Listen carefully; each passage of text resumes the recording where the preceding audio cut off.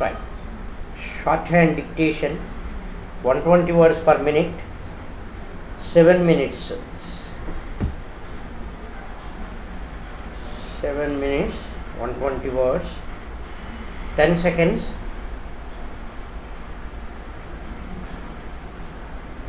5 seconds. Now write down. I am grateful to the director for having given me this opportunity to address you at this convocation of the institute. This convocation has a special significance as it is being held when the institute has completed 30 years of its existence. It has in this period become a center of excellence and has made a very significant contribution in changing the management practices in India.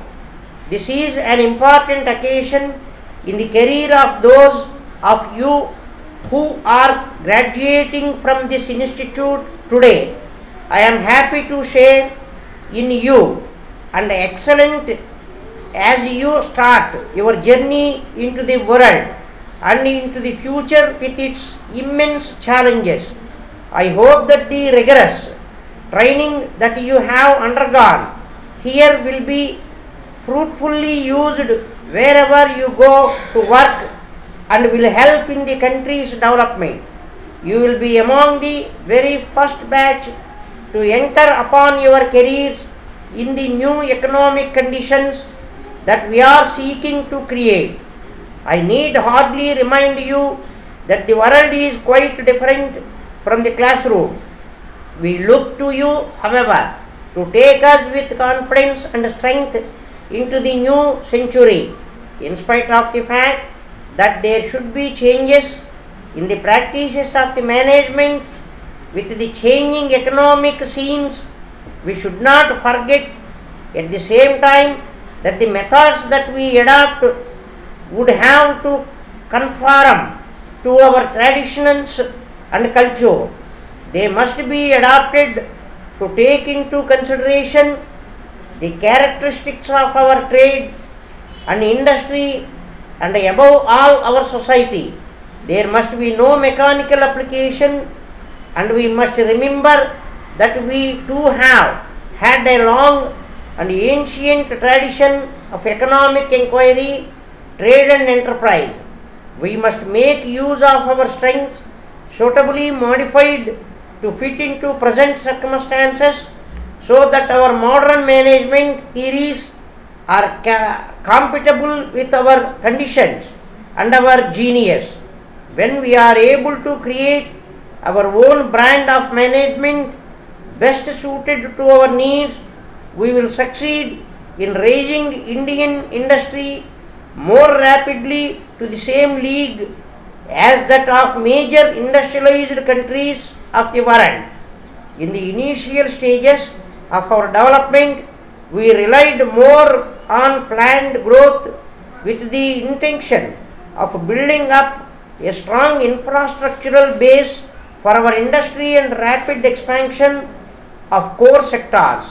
This policy did help in giving India large and varied industrial base, a skilled labor force and a vast army of scientists, managers and technocrats.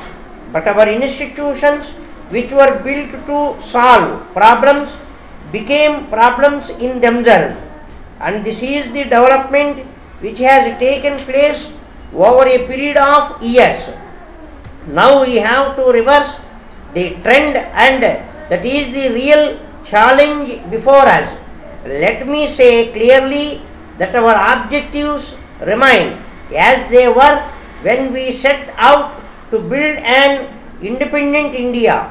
The policies that we adopt since our independence must be reviewed to give effect to our new thinking and new objective.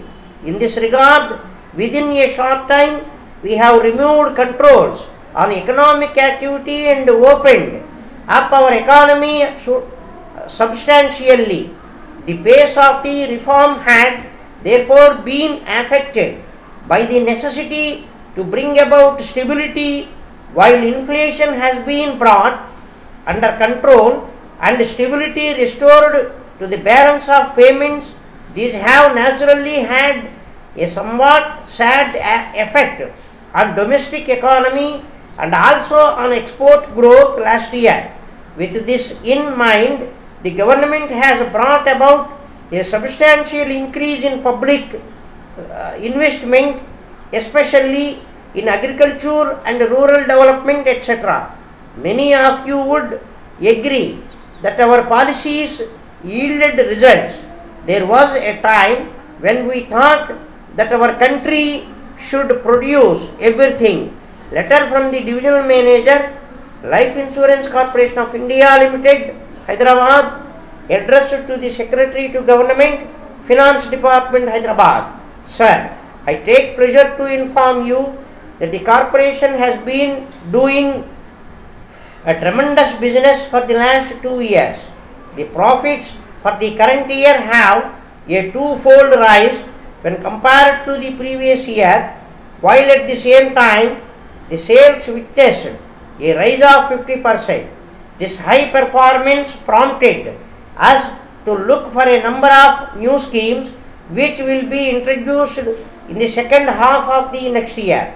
The tragedy that struck in one of the states of the country is immense, and the loss suffered cannot be compensated at any cost. No doubt, assistance in various forums is being received, not only from every part of the country but of the globe. Still, the amount is not enough to provide relief to the victims. Every small contribution from anybody will be welcome in this hour of crisis.